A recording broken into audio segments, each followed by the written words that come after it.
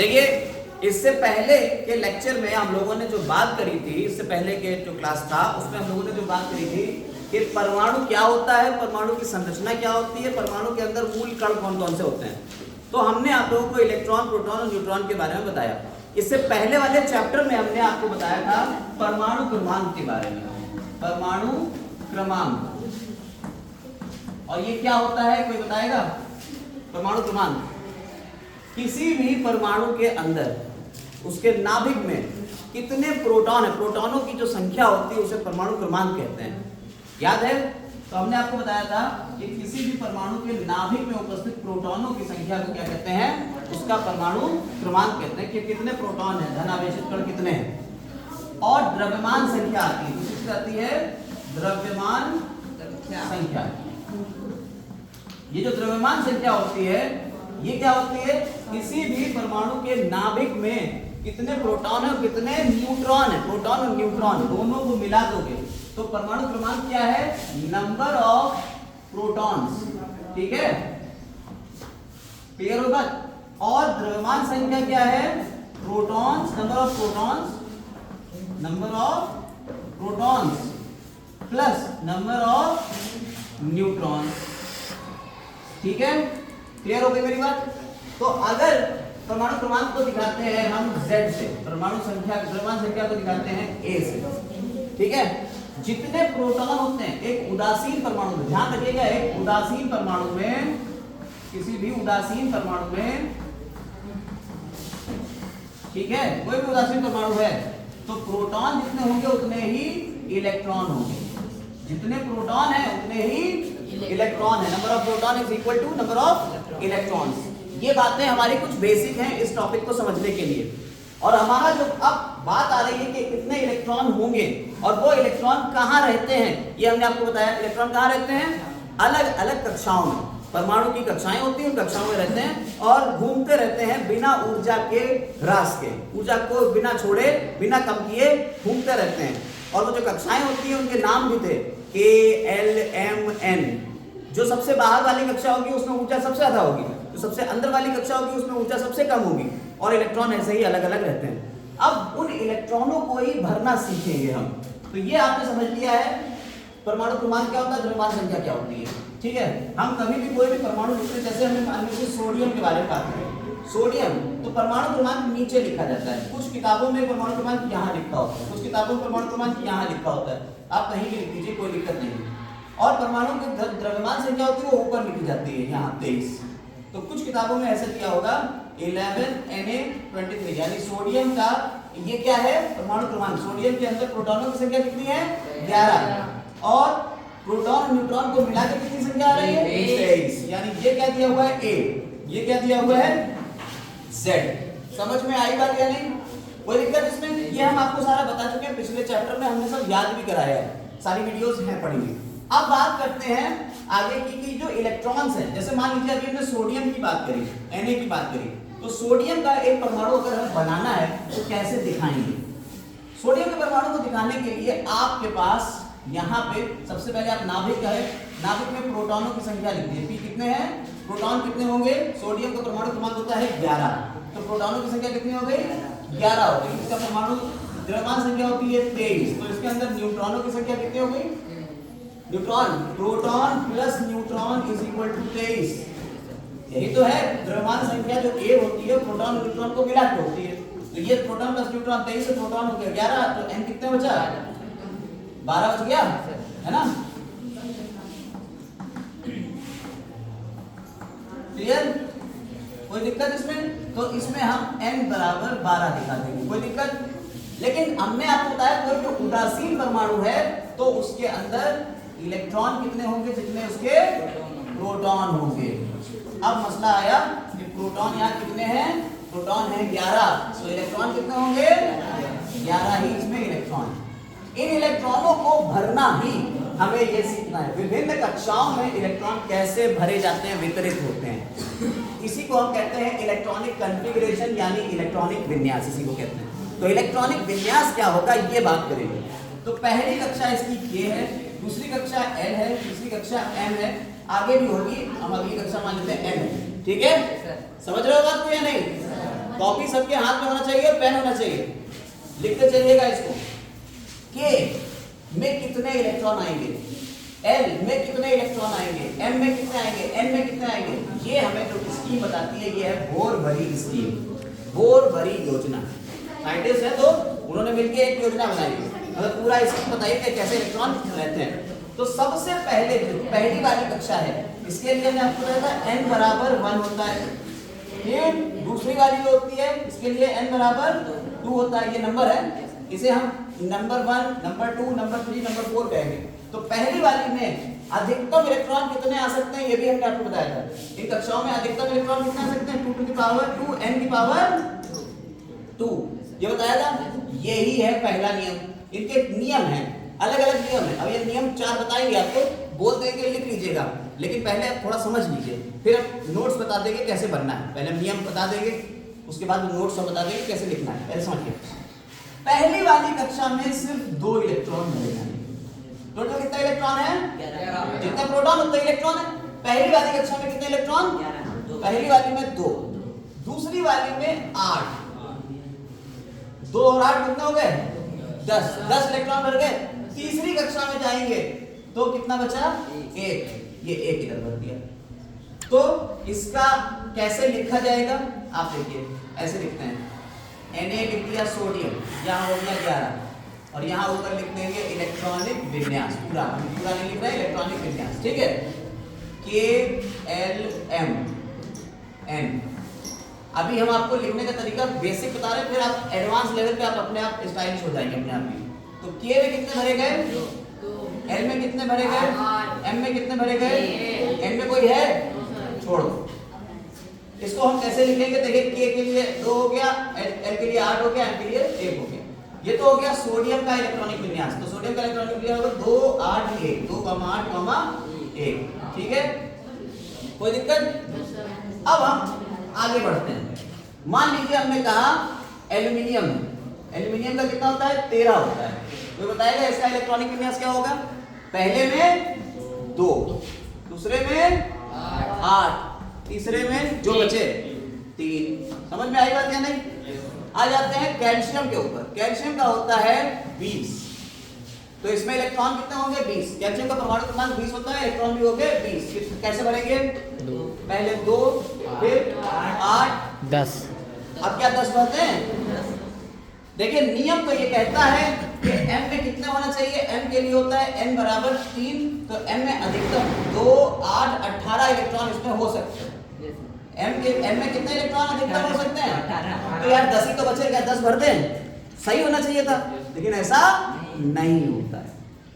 यहीं पे एक ट्रिक आ जाती है, इस ट्रिक को जरा समझिएगा। ऐसा नहीं होता है। ऐसा क्यों नहीं होता है, क्योंकि ये चाहते हैं कि इनके पास पहले 8 भरेंगे, यानी कि 20 को अगर हमें भरना है तो पहले क्या हुआ, 2, फिर 8, और फिर 8, फिर जो बचेगा वो आ गया 2।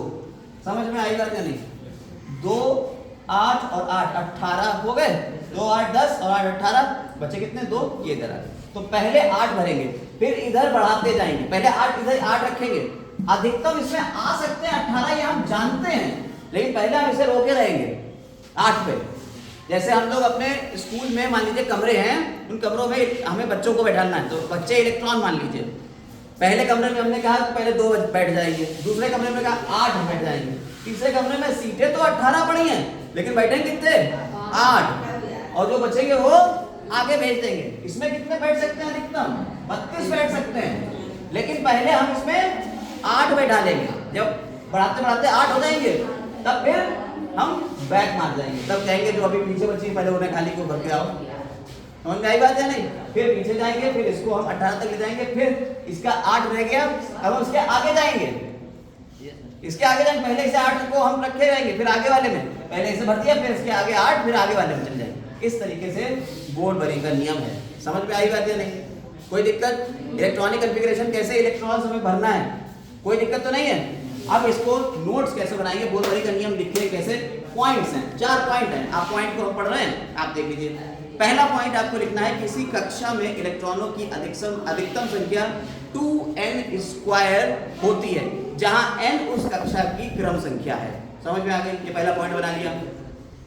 दूसरा पॉइंट है, सबसे बाहर की कक्षा में इलेक्ट्रॉनों की संख्या 8 से अधिक तथा इससे पहले वाली कक्षा में इलेक्ट्रॉनों की संख्या 18 से अधिक नहीं हो सकती। सबसे बाहर वाली कक्षा में 8 और उससे पहले वाली में पिन अल्टीमेट शेल कहलाती है, उसमें 18 से ज्यादा नहीं हो सकती है। अगर है तो फिर आप आगे भाग जाएंगे। समझ में आ रही है बात या नहीं? उसके पहले आगे भागेंगे। समझ में आई? 8 क्यों? हर कोई चाहता है स्टेबल होना। हर कोई परमाणु जो है वो चाहता है स्टेबल होना। वो चाहता है कि उसके पास अंतिम कक्षा में 8 इलेक्ट्रॉन हो। अगर 8 इलेक्ट्रॉन है तो वो स्टेबल है, स्थायी। क्लियर है? तो ये बात हो गई कि 8 होना चाहिए। तीसरा है, प्रथम कक्षा में इलेक्ट्रॉनों की संख्या 2 होती है। देखिए पहली कक्षा में इलेक्ट्रॉन कितने भरे गए? 2 भरे गए। उसके बाद आगे बढ़ेंगे तो कितनी हुई? 8। और उसके बाद आगे बढ़ेंगे तो फिर आगे की बढ़ेंगे। तो पहली कक्षा में 2, प्रथम कक्षा में 2 इलेक्ट्रॉन होने के बाद द्वितीय कक्षा में 8 इलेक्ट्रॉन और फिर आगे की कक्षाएं भरी जाएंगी। इस तरीके से भरा जाता है। चौथा पॉइंट जो है उसमें है कि सबसे बाहर की कक्षा में 2 से अधिक इलेक्ट्रॉन तभी हो सकते हैं जब सबसे बाहर से पहले वाली कक्षा में इलेक्ट्रॉनों की संख्या 2n² से अनुसार हो। ठीक है, समझ में आई बात या नहीं? 2n² के अनुसार अगर है तभी इसमें 2 से ज्यादा हो सकते हैं। क्लियर? टाइटेनियम का इन्होंने उदाहरण दिया। अब आप लोगों को हम कुछ एग्जांपल यहाँ दिखा रहे हैं, आप बताते जाएंगे, हम फटाफट भरते जाएंगे। ठीक है, आप कुछ समझा दिया हमने कैसे भरना है। अब आप हमें जरा जल्दी जल्दी बताइए। हमने कहा नाइट्रोजन है, नाइट्रोजन में कितना होता है? 7 होता है। बताइए कैसे भरा जाएगा? 2 और अरे कुर्सियां तो तुम्हारे पास जितनी पड़ी हो, 8 पड़ी है, तुम्हें पता है 2, 8, 18, 32 है। लेकिन पहले क्या करना है? 8 तक ले जाओ तो बचे कितने? 7 में 2 गए तो कितना बचा? बात खत्म हुई। ठीक, नाइट्रोजन के बाद ऑक्सीजन, ऑक्सीजन का 8 होता है। बताइए 6 नाइट्रोजन, ऑक्सीजन और फिर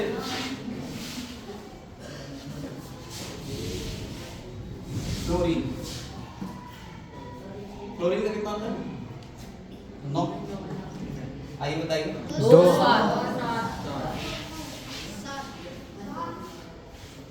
ऑक्सीजन, नाइट्रोजन, सही है। 2 और 7। ठीक, क्लोरीन, क्लोरीन ऐसे ही जाएगा। कार्बन का कितना होता है? 6। 12 उसका वो होता है 6। बताइए 2 4 ठीक। लिथियम, बेरिलियम, बेरिलियम का 4 होता है। कितना? 2 बोरॉन का 5 2 3 ठीक। और यहाँ हमने लिख दिया लिथियम, लिथियम का 3। बताइए समझ में आई बात? नहीं ये इस तरीके से पूरा चलता चला जा रहा है। नियॉन, नियॉन का होता है 10। बताइए 2 8 अब आया फिर से सोडियम। बताइए 2 8 9 नहीं 8 हमने कहा है, इसमें 8 बढ़ सकता है, यही पे आपने की है। मैग्नीशियम 12 होता है। 2 2 समझ में आई बात नहीं? Aluminium 13, silicon 14, phosphorus 15, sulphur 16। ठीक है, सल्फर के बाद आ जाता है क्लोरीन। क्लोरीन का 17 होता है। ठीक है, इसके बाद आता है आर्गन, आर्गन का 18 होता है। फिर आ जाता है पोटेशियम 2 8 8 1 8 8 1 8 8 1। यस, 9 नहीं हो सकता भैया, पहले 8 उसके बाद आगे जाएंगे। जब यहाँ 8 हो जाएगा तब पीछे आएंगे। समझ में आई बात या नहीं? Yes sir. तो आपको पहले 8 करना है और कैल्शियम का होता है 20 के पहले लिखा हुआ है। ठीक है, समझ में आगे का पूरे 20 हो गए। हाइड्रोजन अगर लिखा होगा देखिए तो बचे इसमें हाइड्रोजन और हीलियम बचा है। हाइड्रोजन कितना होगा? ए हाइड्रोजन का होता है 1। कैसे बनेंगे? 1 लिख दो बस यार, इससे ज्यादा कहाँ है ही नहीं तो कहाँ से। हीलियम का होता है 2। 1 1 नहीं 2 2 2 2 पूरा भरेंगे, फिर 8 तो है ही नहीं उसमें, बस 2 हो गया। समझ में आई बात कि नहीं? इस तरीके से इलेक्ट्रॉनिक कॉन्फ़िगरेशन आपको आ गई। अब इसी से संयोजकता लिंक है, इसी से लिंक है संयोजकता। संयोजकता क्या होती है? वैलेंसी। कोई भी परमाणु, देखिए आप जरा गौर से देखिए, ये 8 का कॉन्सेप्ट है क्या? कुछ परमाणु ऐसे हैं जो ये चाहते हैं कि उनके आखिरी कोश में, जो आखिरी कोश है, जो शेल है, उसमें इलेक्ट्रॉन रहे 8। और बहुत कम ऐसे हैं वो कहते हैं कि हमारे आखिरी कोश में कितने इलेक्ट्रॉन होने चाहिए? 2। जैसे तुम्हारे हाइड्रोजन भाई साहब, ये क्या चाहे? 8 चाहेगा? अरे कहेगा इतने लाने में तो हमारी हालत है, मुझे तो कहेंगे साहब सिर्फ 2, एक और दे दो। हीलियम के पास 2 पूरे, ये किसी को नहीं कहेगा। लिथियम के पास 1 है यहाँ पे, तो ये कहेगा कि तुम 1 हटा दो यार, हमारी 2 हो जाए। बेरिलियम कहेगा ये 2 हटा दो, मेरे पास हो जाए। बोरॉन कहेगा मेरे पास 3 है, 3 हटाओ। कार्बन कहेगा 4 और दे दो तो 8 हो जाए। ठीक है, तो ये तो 3-4 लोग ऐसे हैं जो कहेंगे मेरे पास 2 रहे, लेकिन उसके बाद वाले वो सब कहेंगे मेरे पास 8 रहे। ये ऑक्टेट रूल है, अष्टक नियम। हर कोई परमाणु ये चाहता है कि मेरे अंतिम कोश में, बाहर वाले कोश में, जो बाहर वाला है सबसे बाहर, उसमें 8 होना चाहिए। इनको छोड़ के, 2-2 वालों को छोड़ के सब कहते हैं हमें 8 चाहिए इलेक्ट्रॉन। और 8 इलेक्ट्रॉन होने से उनको मिलेगी स्टेबिलिटी, स्थायी हो जाएगी। जैसे हम हो गए स्टेबल हो गए, ठीक मान लो। स्थायी वैसे तो दुनिया में कोई नहीं है, लेकिन ये स्थायी होना चाहते हैं। स्थायी होने का यही एक तरीका है परमाणुओं के, कि उनके पास आखिरी कोश में कितने इलेक्ट्रॉन हो? 8 हो। और 8 करने के लिए अब यहाँ पे ये क्या करें? ये तो 2 है, यहाँ 3 है, यहाँ 4 है, यहाँ 5 है, 6 है, 7 है, क्या करें?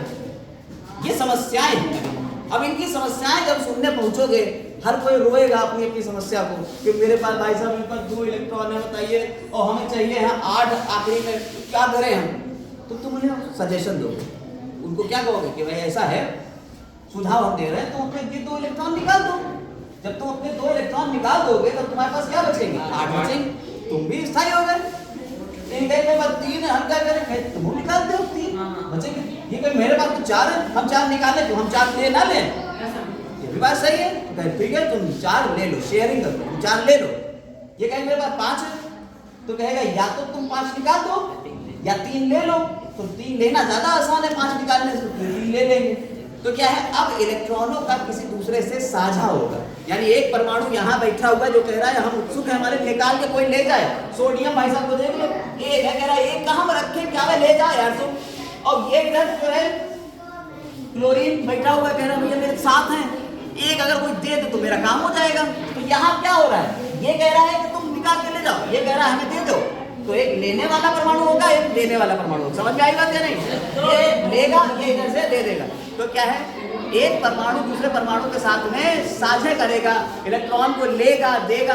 ये जो कितने इलेक्ट्रॉन दे सकता है, कितने इलेक्ट्रॉन ले सकता है, यही उसकी है संयोजकता, संयोजन करने की क्षमता। एक परमाणु किसी दूसरे परमाणु से संयोजन करेगा ना, उसकी वो क्षमता ही क्या कहलाएगी? उसकी संयोजकता कहलाएगी, वैलेंसी। समझ में आई? और इसको जनरली हाइड्रोजन से डिनोट करते हैं। तो हाइड्रोजन के पास 1 इलेक्ट्रॉन, ये भाई साहब जिसके भी साथ में जुड़ेगा ये 1 इलेक्ट्रॉन का साझा कर लेगा। तो वो हम इस तरीके से इसकी परिभाषा बना सकते हैं संयोजकता की। संयोजकता की परिभाषा बहुत आसान है। कह रहे किसी तत्व की संयोजकता उसकी रासायनिक संयोग करने की क्षमता, अर्थात संयोजन क्षमता को प्रदर्शित करती है। समझ में आई बात या नहीं? तो किसी तत्व की संयोग, अब एक और परिभाषा है, ये किस पे निर्भर कर रही है? किसी तत्व की संयोजक क्षमता उसके परमाणु के बाह्यतम कोश में उपस्थित इलेक्ट्रॉनों की संख्या पर निर्भर करती है। बता दिया हमने, ठीक है। तो संयोजकता किसकी कितनी है यहां से आप निकाल सकते हो। इसकी संयोजकता 2 है, ये 2 दे सकता है। इसकी 3 होगी, इसकी कितनी 4 है, इसकी 5 नहीं है, ये 3 लेगा, 3 2 1। समझ में आई बात या नहीं? संयोजकता समझ में आ गई कैसे निकाली जा रही? यानी कितने इलेक्ट्रॉनों का लेन देन हो रहा है, वही उसकी क्या है? संयोजकता। क्लियर हो गई मेरी बात? कोई दिक्कत इसमें नहीं। अब आप सभी लोगों को दो टॉपिक क्लियर हो गए, एक हो गई संयोजकता, दूसरा हो गया इलेक्ट्रॉनिक विन्यास कैसे निकाला जाएगा इस चैप्टर में। बस अब इसके बाद बहुत ही कम टॉपिक बचे हैं जिसमें हमने आपको बता दिया है परमाणु क्रमांक क्या होता है। परमाणु क्रमांक क्या होता है बताया हमने आपको, क्या बताया परमाणु क्रमांक? परमाणु क्रमांक यानी किसी भी परमाणु में उपस्थित प्रोटॉनों की संख्या, प्रोटॉनों की संख्या क्या कहलाएगी? परमाणु क्रमांक। और द्रव्यमान संख्या क्या होती है? प्रोटॉन और न्यूट्रॉन को मिला के जो कहेंगे वो है द्रव्यमान संख्या। बस अब इसके ऊपर न्यूमेरिकल है, नेक्स्ट क्लास में हम लोग इसी के ऊपर न्यूमेरिकल करेंगे। और इस क्लास में बस इतना ही। Have a nice day.